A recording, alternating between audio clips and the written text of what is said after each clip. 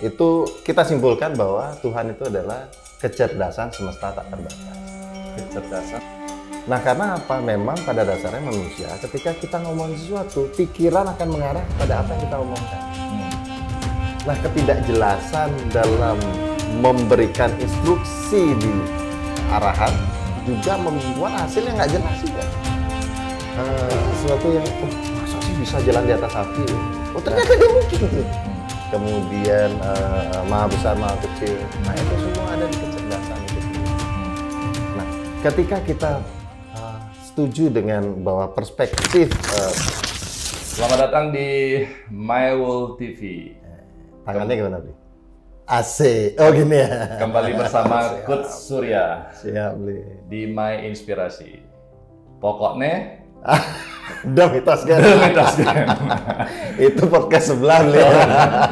Tapi kalau saya nih main lab, Bli. Oh, main lab. Main Oke. lab. Pemirsa My World TV, session kemarin kita sudah bicara mengenai apa itu hipnosis, apa itu hipnotis. Ya. Hipnosis itu adalah ilmu daripada hipnotis itu sendiri, atau hipnotis adalah pengguna daripada terapi tersebut. Ya. Dan kemarin juga ada dua juga dikatakan bahwa ada yang namanya state hipnosis dan ada yang namanya hipnoterapi. Sekarang kita akan diskusi mengenai keluar dari dua itu. Lebih tinggi lagi levelnya sekarang. Coach Surya, terima kasih banyak sudah berkenan diskusi ini sama Bli. Siap, Bli. Siap. Bli penasaran mengenai karena kemarin disinggung sedikit bahwa doa itu adalah berhubungan juga dengan disinggung, kita berdoa minta yang terbaik, kita berdoa minta ini, minta itu dan lain sebagainya. Nah, yang ingin ditanya nih sekarang nih, apakah doa yang sering kita mohon, karena hak manusia kemarin dikatakan boleh memohon, berulang-ulang itu merupakan bagian dari Tuhan mendengarkan doa kita? Apakah kita mensugestikan diri kita atas permohonan kita yang kita lakukan berulang-ulang ini? Wih, tinggi pertanyaannya ini. Waduh nih. Terkait dengan Tuhan tuh kan kita ketika kita melihat sesuatu kita harus memilah-milah dulu kata per kata kan gitu. Tadi ada pertanyaan tentang doa itu, kemudian apakah itu reputasinya menjadi satu sugesti, apakah itu perwujudan dari Tuhan itu sendiri. Nah, saya mulai dari ujung dulu deh. Ujungnya adalah Tuhan tadi. Tuhan itu seperti apa sih? Itu dulu. Apakah sosok? Apakah seperti apa? Nah, itu harus kita sepakat dulu. Baru kita bisa apakah itu yang kaitannya dengan yang tadi itu atau memang kita sendiri. Nah, itu diawali dari pencarian juga, Bli. Jadi pertanyaan-pertanyaan dalam diri itu banyak terkait dengan Tuhan itu seperti apa sih? Karena di sifat-sifat Tuhan kan banyak. Tidak terbasahkan oleh air. Tidak terkeringkan oleh angin, tidak terbakar oleh api. Ini lembab atau gimana? Tidak laki-laki atau perempuan, bingung nih. Cewek atau cowoknya udah nggak tahu gendernya nih. Maha besar, maha kecil, bingung. Nah, kebetulan saya juga ada di satu komunitas di Rumah Semesta nih, yang mana dari diskusi kemudian dari pengalaman itu kita simpulkan bahwa Tuhan itu adalah kecerdasan semesta tak terbatas. Kecerdasan semesta tak terbatas. Ya, ini perspektif dia. Ini perspektif di mana kan ada hak untuk berpendapat lah, boleh juga tidak berpendapat. Nah, kenapa kami setuju? Saya pribadi deh, ini pendapat saya pribadi. Nah, kenapa setuju? Karena sifat-sifat Tuhan ada di sana. Kecerdasan tidak terbasahkan oleh air, tidak terbakar oleh api, tidak terkeringkan oleh angin. Ada di mana-mana. Kemudian maha besar, maha kecil. Nah, itu semua ada di kecerdasan itu sendiri. Nah, ketika kita setuju dengan bahwa perspektif Tuhan itu adalah kecerdasan, tentu ada di luar diri kita, ada juga di dalam diri kita. Bahkan kalau kita mau sambungkan, kita di Bali Hindu terutama adalah percaya bahwa Tuhan itu ada di kita dalam diri sebagai percikan terkecil. Buana Agung, Buana Alit, ya, sebagai jiwatman kita dalam diri, kan begitu. Nah, ketika kita sudah sepaham dengan itu dulu, kemudian kita kaitkan dengan bagaimana kita berdoa. Nah, ketika kita berdoa, nah tergantung bagaimana perspektif kita berdoa kepada Tuhan yang ada di luar diri kah? Atau di dalam diri kah? Atau kedua-duanya? Nah, tetapi yang saya mau sampaikan bahwa doa itu penting. Doa itu seperti balik lagi tadi, kalau berikanlah terbaik, iya kalau sesuai dengan tujuan kita. Sama seperti ketika kita naik motor mau keluar atau naik mobil mau keluar rumah. Ketika kita nggak punya tujuan, terus mau kemana gitu? Pilihan ada dua nanti. Ketika kita tidak punya tujuan, anggaplah doa itu adalah tujuan kita. Ketika kita tidak punya tujuan, ada pilihan dua. Sudah sampai ngerasa nggak sampai, atau belum sampai kita sudah ngerasa sampai gitu. Karena tujuannya nggak jelas nih, Bli. Kalau tujuannya nggak jelas. Iya. Kalau tujuan kita nggak jelas, gimana kita? Kadang udah sampai nih gitu, padahal belum tentu itu kita disebut sampai itu. Oke, kalau kita berhubungan atau berdoa, kita mesti punya dua hal dulu. Apakah itu meyakini bahwa Tuhan itu siapa? Apakah Tuhan itu ada di Buana Agung, apa di Buana Alit? Atau dua-duanya? Atau dua-duanya. Setelah itu jelas dulu tujuannya. Nah, sekarang pertanyaan di awal nih. Tuhannya jelas. Anggaplah ada di Buana Agung, Buana Alit. Tujuannya jelas. Ini tetap berhubungan dengan hipnosis atau hipnoterapi. Bahwa pengucapan doa kita berulang-ulang itu yang kita sampaikan kepada Tuhan setiap hari, apakah itu kita menghipnosis atau menghipnoterapi diri kita, apa karena memang itu adalah berkah atau anugerah dari Tuhan itu sendiri? Nah, kaitannya dengan itu, gini, ada yang kembali perspektif dari NLP tadi, ada yang salah berdoa nih. Salah berdoa gitu. Salah berdoanya begini. Yang sering ini kesimpulan saya dari saya menangani klien-klien, banyak yang salah berdoa. Salah berdoanya apa? Mereka berfokus terhadap apa yang tidak diinginkan. Contoh begini deh, Bli, coba jangan bayangkan apel, Bli. Apalagi apel merah, ada tangkainya, ada daunnya, ada logonya. Apa yang terbayang? Apel kan? Apel. Sedangkan jelas-jelas saya bilang adalah jangan bayangkan. Nah, karena apa? Memang pada dasarnya manusia ketika kita ngomongin sesuatu, pikiran akan mengarah kepada apa yang kita omongkan. Nah, seringkali orang berdoa terhadap apa yang tidak diinginkan, misalnya. Ya Tuhan, semoga saya tidak ditipu lagi. Ya, semoga saya tidak gagal lagi.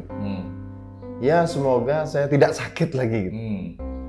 Nah, ketika kita ngomong sakit, kita ngomong gagal, kita ngomong ditipu, itu sama seperti kita ngomongin apel tadi. Yang terpikirkan adalah itu, yang ditarik oleh semesta adalah itu gitu. Sehingga terjadilah itu.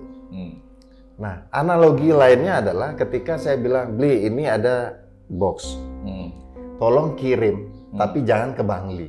Kirim kemana? Kira-kira? Ini box jangan kirim ke Bangli. Ya, tapi harus dikirim. Nah, kemana? Ya, karena ada kata Bangli. Nah, gimana tuh? Kemana kira-kira? Kemungkinan ke Bangli. Ya, bingung juga. Pertama pasti bingung. Apalagi ke Bangli udah jelas salah, karena jangan ke Bangli. Gitu. Nah, tidak ke Bangli pun banyak nih. Apakah kabupaten lain, atau provinsi lain, bahkan negara lain gitu. Nah, ketidakjelasan dalam memberikan instruksi di arahan juga membuat hasilnya nggak jelas juga. Jadi doa itu salah satu dianalogikan adalah goals itu, Google Map deh gitu. Jadi apa yang kita input maunya apa sih? Harus jelas. Sesuatu yang kita inginkan, bukan yang tidak kita inginkan. Doa adalah sesuatu yang kita inginkan, bukan yang tidak kita inginkan. Ya Tuhan, semoga saya tidak sakit lagi. Jangan. Oh Tuhan, supaya saya tidak ditipu lagi. Jangan. Karena apapun yang kita sampaikan, semakin detail itu yang terngiang. Dan itu akan ter-attract lah. Oke, hubungan dengan terapi sekarang, Ya. hipnoterapi. Nah, kaitan dengan terapi, yang biasa adalah saya rubah dulu pola kalimatnya. Jadi dia seringkali dia selalu mengulang-ulang kalimat-kalimat itu di pikirannya. Betul.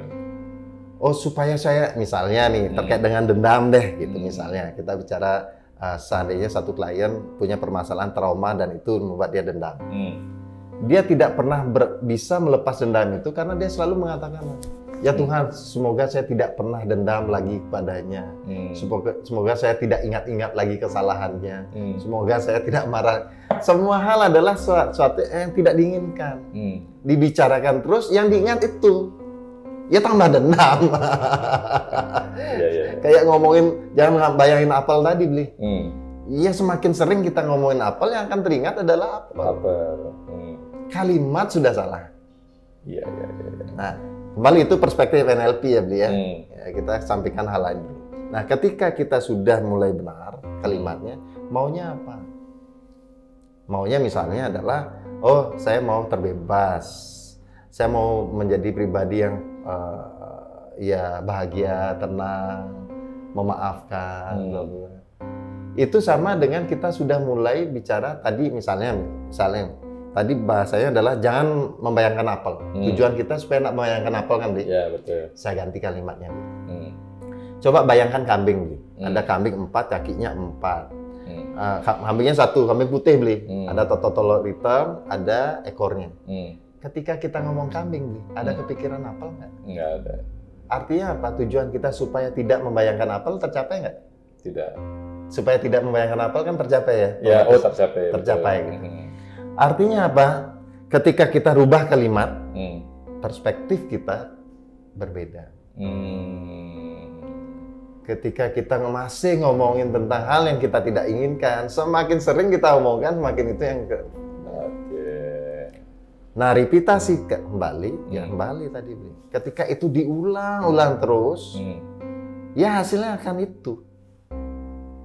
Iya, mengerti sekarang. Saya tambahkan, Bli ya. Ya. Ada penelitian, Bli. Kita bicara tentang penelitian bagaimana sesuatu bekerja. Ada Profesor Masaru Emoto, Bli, orang Jepang.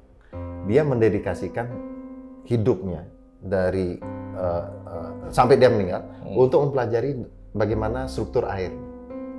Jadi struktur air itu misalnya ada 2. Dia buat penelitian yang paling terkenal itu adalah penelitian tentang water itu. Jadi ada 2 air.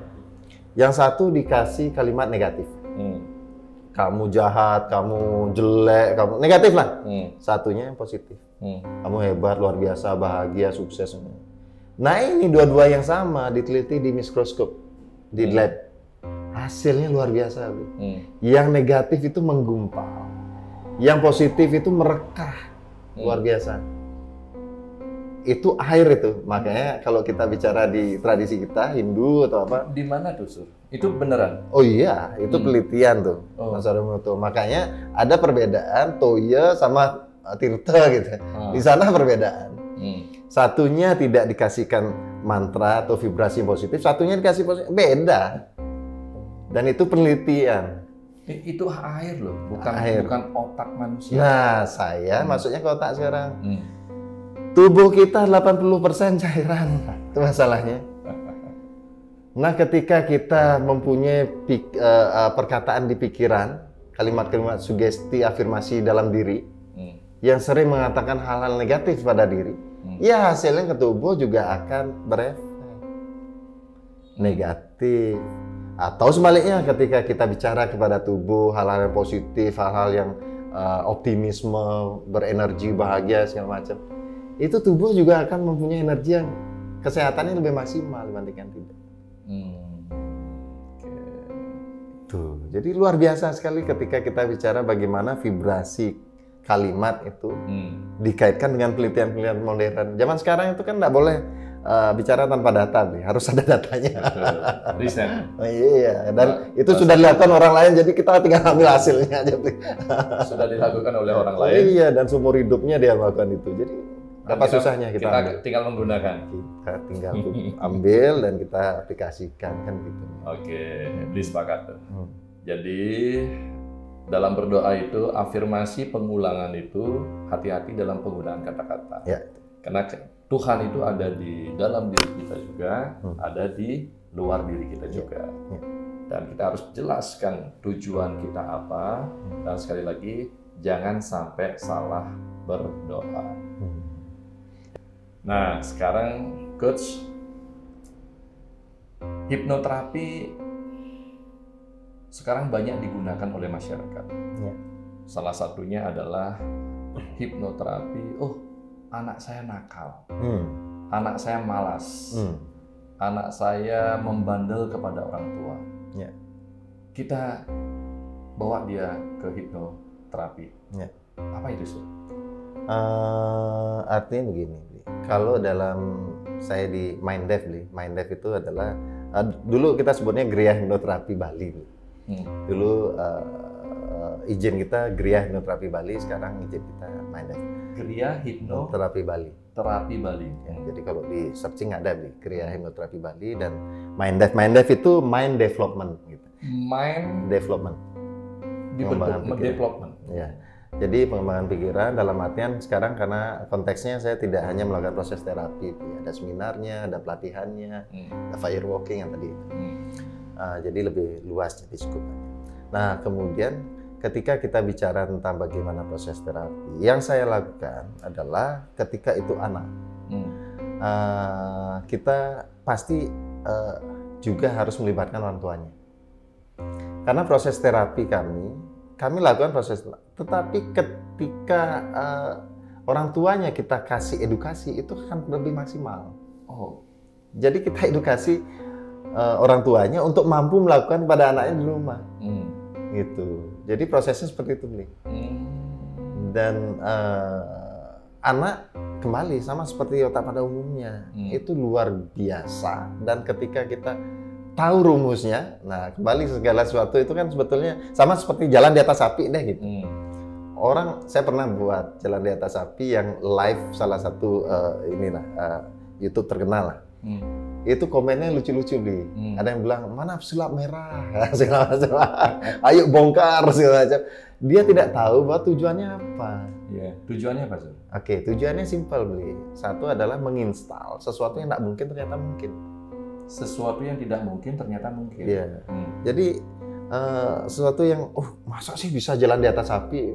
Ternyata dia mungkin tuh. Pertanyaannya, Bli, memang tidak terbakar jalan di atas api? Ya nanti ada videonya, boleh dilihatin. Coba cerita sedikit, Coach. Tahapan sebelum melakukan itu. Jadi yang jelas kita edukasi dulu. Edukasi. Intinya sih sebetulnya adalah itu tools atau alat. Dalam tekniknya itu banyak yang saya bisa lakukan. Tetapi intinya adalah seperti ini. Segala sesuatu itu tidak bisa dilakukan karena tidak tahu ilmunya, kan itu konsepnya. Setelah kita tahu ilmunya, tahu polanya, tahu rumusnya, segala sesuatu itu mungkin. Semasih sudah ada yang pernah melakukan kan mungkin saja. Semasih benar polanya. Contoh jalan di atas api, buktinya sudah ada yang bisa, berarti kan bisa dipolakan. Bukan sesuatu yang tidak mungkin. Nah disinilah kita punya konsep tentang bahwa ternyata teori itu penting, rumus itu penting. Nah sering ketika kita bicara tentang bagaimana teori, ada yang nyeletuk, itu kan teori. Apalagi ada jargon-jargon, teori gitu. Nah saya balik bertanya, mana lebih gampang ketika mengerjakan matematika, tahu teorinya atau rumusnya? Atau tidak tahu teorinya? Jelas lebih mudah ketika kita tahu rumusnya atau teorinya itu kan. Ya tahu rumusnya aja sering salah, apalagi nggak tahu rumusnya kan gitu. Nah sama soal-soal kehidupan, soal-soal bagaimana tentang pemberdayaan diri itu ada teorinya, ada rumusnya. Kayak tadi rumusnya tentang kalimat, berfokuslah pada hal yang kita inginkan, bukan tidak. Berarti itu kan sebelumnya diberikan pemahaman. Satu, pemahaman. Dua, tahapan. Setelah ini seperti apa. Jadi ya otomatis ketika saya tersertifikasi nasional, tentu saja itu kan sudah riset lagi nih. Jadi sudah bahan yang aman, tahapannya aman gitu. Pelaksanaan aman. Jadi fungsinya ya aman itu. Pemirsa My World TV dimanapun berada, bila mana mau sesuatu yang tidak mungkin menjadi mungkin, itu adalah bagaimana kita meyakini sesuatu itu. Dan ternyata bukan di sana aja, semuanya perlu riset. Alat yang digunakan pun juga berdasarkan riset tersebut. Bila mana pemirsa menginginkan sesuatu yang tidak mungkin menjadi mungkin, mengikut Surya.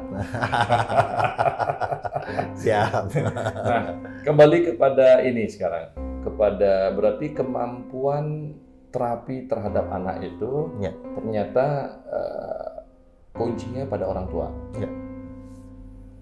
Nah, sekarang ini beliau juga sering mendengar apa bedanya hipnoterapi dengan dokter psikologis, psikolog. Oke. Ya, kaitannya dengan gini, Bli. Sama-sama terkait bagaimana bicara tentang psikologi manusia. Cuman ada batasannya. Jadi tekniknya berbeda. Saya tidak bisa membandingkan karena saya sendiri bukan psikolog. Tidak membandingkan. Tetapi kebetulan beberapa klien memang pernah ataupun sedang dalam penanganan psikolog. Gitu.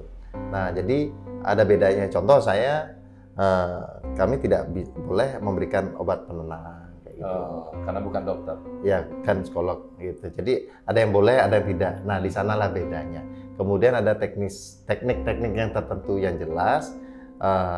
Kami kalau di hipnoterapi, kami mengakses pikiran bawah sadar itu. Perspektif kami di sana. Dan itu ya mungkin ada perbedaan. Ya, saya tidak berani cerita banyak karena memang saya bukan seorang psikolog, sehingga nggak berani compare.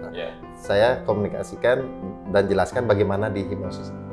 Jadi perbedaannya adalah bagaimana tekniknya, kemudian perspektif dan caranya gitu. Tentu hasilnya akan beda. Karena beliau punya teman, anaknya ngurung diri di kamar terus. Ngurung diri di kamar terus, keluar hanya makan. Nah, dia bingung juga bertanya ke beliau, ini dibawa kemana? Bawa ke dokter psikolog, apa dibawa ke hipnoterapi? Nah, oke, kita tidak bicara di dokter psikolog nih. Kita bicara ke hipnoterapinya sekarang. Kalau hal-hal seperti itu, Coach, apa yang dilakukan oleh seorang hipnoterapi? Yang pertama pasti saya gali akar masalah. Terkadang akar masalah itu adalah sesuatu yang simpel, nih. Makanya jangan menyaksikan masalah kecil, karena masalah kecil lah terkadang lebih sensitif dibandingkan hal besar gitu. Nah, contoh misalnya saya kasih contoh. Ada salah satu klien deh, dia punya salah satu sakit di sini, di pundak. Dia nggak tahu penyebabnya. Dan itu dia tanda kutip adalah orang yang berkecimpung di kesehatan juga. Saya nggak sebut apanya profesi. Dia tanya, Coach gimana nih? Bisa dibantu nggak saya? Nah, ada five body syndrome, bahwa sebetulnya pikiran itu terkoneksi dengan badan. Jadi sakitnya badan itu bisa kita indikasikan pikirannya yang mana, tentang apa. Contoh, kalau kita banyak pikiran, yang sakit tuh bagian tangan, kaki, atau bagian kepala? Pasti kepala, kan kalau kita banyak mikir tuh yang sakit kepala, nggak mungkin tangan. Betul. Nah, kalau bagian di sini itu artinya kita banyak beban, gitu. Jadi semasa kita punya beban yang sakit tuh bagian sini, makanya beban di pundak gitu. Sering sakit. Ada budaya sini sakit. Ya seperti itu. Di tangan ada maksudnya. Berarti digali. Ya digali dicari akar permasalahannya. Nah, saya langsung tebak begitu dia cerita. Nah, ini saya tanya, beban Bapak apa? Lo kok tahu gitu deh? Ya tahu karena memang ada rumusnya gitu. Nah, ceritalah dia. Singkat cerita, bebannya banyak. Prajuru adat, salah satu lead di satu perusahaan, kemudian segala macam, dan yang terakhir adalah cucunya nggak bisa ngedok. Beban cicilan bulanan nggak? Kayaknya ada sih. Nah, singkat cerita dari semua itu kayaknya nggak mungkin deh seorang itu masa stresnya gara-gara cucu nggak bisa ngedot. Ya. Ternyata ketika saya gali, ternyata dia stresnya justru karena cucunya nggak bisa ngedot. Dan penyebabnya adalah neneknya. Serem. Apa hubungannya? Nggak serem-serem sih, Bli. Artinya apa? Ketika cucunya nggak bisa ngedot, kebetulan ininya dokter nih, ya, jadi mantunya dokter. Setiap anaknya nangis, itu mantunya telepon, pulang, susu. Nah, anak itu kan, bayi itu punya naluri untuk cari makanan. Yeah. Nah, ketika dia sudah dimanjakan, setiap nangis langsung dikasih air susu ibu, keinginan untuk ngedotnya sedikit. Nah, saya kasih 2 pilihan, Bling. Edukasi neneknya, atau neneknya nggak dikasih ngasuh. Oh, nggak bisa anak ngasuh, karena satu-satunya yang ngasuh adalah neneknya. Berarti edukasi dong. Betul. Jawabannya adalah, saya nggak bisa edukasi, neneknya keras kepala katanya. Akhirnya saya bilang apa, Bli? Ya udah, saya putus karma, tugas saya selesai, silakan. Mau dilakukan hasilnya silakan, nggak dilakukan ya silakan hasilnya. Oh, berarti pilihan tetap di. Ya. Yang terjadi apa? 2 hari saya ketemu lagi, dia cerita susu. Saya edukasi ternyata, makasih ya. Cucu saya bisa ngedot. Gitu. Terus saya tanyain simpel. Pak, gimana pundaknya? Dia langsung bilang, loh kok hilang ya? Hilang, Bli.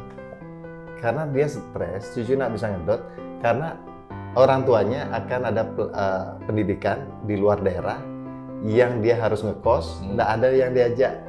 Sehingga itu yang buat dia stres. Cucunya, hal kecil ternyata. Hal kecil ya? Itu. Nah, ternyata sakit pikiran itu muncul atau terjadi bila mana bukan hal besar aja ya. Hal kecil pun yang kita pikirkan terus, kita rasakan menjadi sebuah penyakit. Kesulitan gigi sama, Bli? Kesulitan gigi? Kan kecil itu. Oh, betul. Kita bingung nyarinya, padahal kecil. Coba dia lebih gede lagi. Kan gampang aja kita. Oke. Sekarang Bli aja naik dikit nih. Wis, naik lagi nih. Siap. Naik dikit. Hipnoterapi adalah kalau kita bicara hipnoterapi panggung, kesadaran hilang. Kita suruh dia nyanyi, dia bernyanyi. Kita suruh dia nangis, dia bernangis. Kita suruh dia ngapain aja, dia ikut. Pertanyaannya, Bli, apakah itu orang sama dengan kesurupan apa enggak? Sama dengan kesurupan. Kan orang kesurupan, gitu. Iya. Nah, itu gini. Apa itu? Balik lagi, ketika kita bicara sesuatu, kita harus sepakati kesurupan itu apa sih?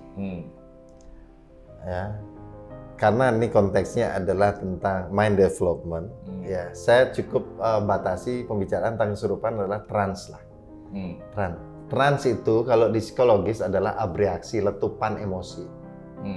Letupan emosi yang dipendam, akhirnya suatu saat terjadi trans lah nih. Nah, itu dia. Itu konteks yang saya pelajari dulu di kesurupan berdasarkan keilmuan. Ya, keilmuan. Itu trans sebenarnya. Nah, kemudian apakah itu sama ketika yang dilakukan? Tidak, itu proses sugesti. Jadi sugesti atau kalimat suruhan yang dimasukkan ke bawah sadarnya. Sehingga dia mau melakukan itu. Kenapa dia mau? Karena dia sudah mengizinkan dan trust pada saya bahwa saya akan dibuat lebih baik gitu. Gitu.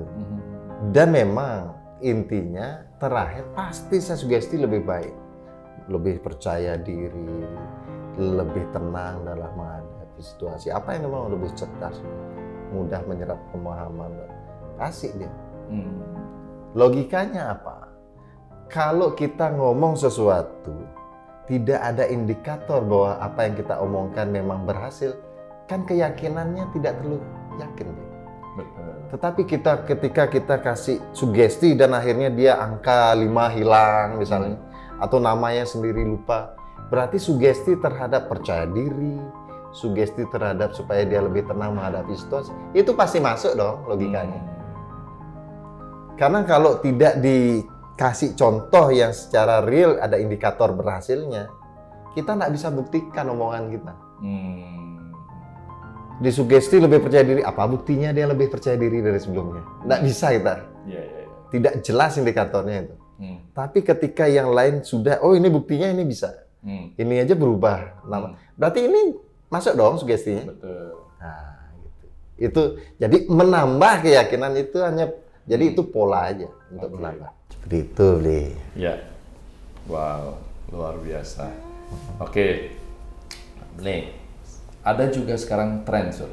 Jadi orang kesurupan dengan panggung hipnoterapi itu kembali kepada bagaimana kita memberikan sugesti dan bagaimana kesurupan itu dikatakan dalam keilmuan trans itu dijelaskan tadi. Jadi pemirsa MyWorld TV bisa sekarang melihat bagaimana itu kesadaran itu disugestikan dan bagaimana itu terjadi transnya atau keyakinan itu sendiri atau peluapan atas pemendaman suatu permasalahan yang begitu lama. Nah, sekarang Coach, ada juga orang-orang yang lagi tren ke hipnoterapi, ke hipnotis. Bagaimana dia caranya menghipnotis diri supaya dia lebih rajin dalam kehidupan ini? Salah satunya, saya mau hipnotis diri saya supaya rajin olahraga. Saya mau hipnotis diri saya supaya bahwa saya ini tidak suka makan. Nah, kan sekarang lagi orang-orang melakukan terapi-terapi menghipnotis dirinya untuk lebih rajin berolahraga, untuk tidak makan sembarangan, atau menghipnotis dirinya untuk berdoa, atau menghipnotis dirinya untuk tidak merokok, menghipnotis dirinya untuk tidak minum minuman keras lagi. Nah, itu tren itu bagaimana, Coach? Ya, jadi kenapa orang bisa stabil atau tidak? Dia harus punya dua, itu salah satu. Harapan atau ketakutan. Orang itu bergerak hanya karena dua nih. Harapan yang baik atau ketakutan terhadap hal yang tidak baik. Gitu. Makanya kalau kita mau kaitkan sendiri ke spiritual sedikit, itu kita kan agama mengajarkan surga atau neraka itu. Orang berbuat baik karena dia berharap nanti masuk surga atau dia takut neraka itu. Gitu. Nah, kaitannya dengan kenapa seorang mau stabil atau tidak, dia punya satu harapan di sana atau ketakutan. Kalau saya tidak olahraga, saya gimana nih? Tapi ketika dia belum punya harapan, nggak punya ketakutan, nah itu nggak apa-apa. Sama seperti ngerokok. Jadi ketakutan dia nggak punya, harapan untuk lebih sehat misalnya nggak ada, ya nggak bisa. Iya, jadi dia tidak punya motivasi tertentu antara harapan dan ketakutan. Nah, ini motivasi berdasarkan apa yang data dia sebelumnya gitu, data dia tentang hal itu apa nih? Ya, contoh misalnya, gitu. Saya pernah tangani itu. Reaksi tubuhnya, ingat nih, kembali apa yang terjadi adalah karena dia, gitu, ia melakukannya itu. Kita hanya membooster apa keinginan dia, gitu, membooster. Nah, ada seorang dia sudah melakukan diet ketat, olahraga sudah, tetapi tidak turun-turun berat badan nih. Secara ya orang yang biasa olahraga, nggak mungkin nih orang olahraga yang ketat, makannya selektif. Nah, ternyata dari sisi psikologis ternyata ada ketidakselarasan. Ya, antara pikiran sadar bawah sadar. Nah, pikiran sadarnya mengatakan dia harus olahraga. Pikiran sadarnya punya satu kalimat dalam diri, enggak apa-apa gemuk, yang penting sehat. Ya. Jadi satunya narik ke kanan, satunya narik ke kiri. Satu pingin kurus, satunya enggak apa-apa gemuk, yang penting sehat. Ini gimana tuh? Tubuh itu cerdas. Jadi kalau dia masih nyaman dengan dirinya, enggak apa-apa. Ya enggak bisa. Enggak bisa nih. Harus dirubah itu dulu. Ya, rubah nih. Nih. Rubah ini harapan atau ancaman? Harapan atau ketakutan? Iya, ketakutan. Itu dia. Gitu. Ternyata sederhana ya. Sederhana sebetulnya. Makanya dalam didik apa anak segala macam, reward and punishment. Reward and punishment. Jadi dia kalau dia dapat suatu kasih rewardnya, penghargaannya. Kalau dia melakukan kesalahan kasih punishmentnya atau hukumannya gitu. Ya dua aja, bagaimana seseorang itu mau melakukan, karena takutannya atau harapannya. Wow. Pemirsa Mewul TV, obrolan sebentar ini, diskusi sebentar ini, ternyata banyak hal yang memang harus kita diskusikan lagi, dan hal yang sederhana untuk menjadikan diri kita mau mencapai tujuan itu atau mau berubah itu ternyata ada dua hal yang sederhana. Apakah itu? Apakah kita ada harapan atau ketakutan? Bila mana orang yang mau berubah dan dia berharap dirinya berubah dan ada ketakutan atas pelaksanaan kegiatannya dia itu, maka kecerdasan tubuh, bukan kecerdasan pikiran saja, sinkronisasi kecerdasan tubuh dan sinkronisasi dengan kecerdasan pikiran itu diperlukan. Jadi bila mana pemirsa Mewul TV mau melakukan perubahan yang signifikan, yakini bahwa sinkronisasi pikiran dengan tubuh itu jadi satu. Ada harapan, ada ketakutan, dan hati-hati dengan harapan dan ketakutan tersebut. Semoga bermanfaat, salam sehat, berbahagia. Siap. Terima kasih, Dun. Siap. Terima kasih.